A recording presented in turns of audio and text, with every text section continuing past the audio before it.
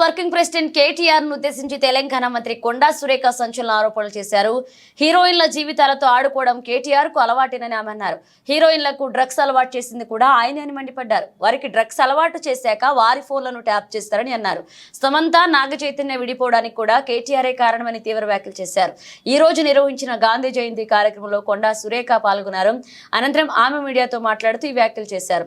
కేటీఆర్ కు తల్లి, అక్క, చెల్లెలు లేరా అని సురేఖ ప్రశ్నించారు. తనపై బీఆర్ఎస్ వాళ్ళు ట్రోలింగ్ చేస్తున్నప్పుడు కేటీఆర్ ఎందుకు స్పందించలేదని అడిగారు. మంత్రి సీతక్క హైదరాబాద్ మేయర్ గద్వాల్ విజయలక్ష్మిపై అసభ్యకర పోస్టులు పెట్టినప్పుడు కూడా కేటీఆర్ మాట్లాడలేదని ఆగ్రహాన్ని వ్యక్తం చేశారు.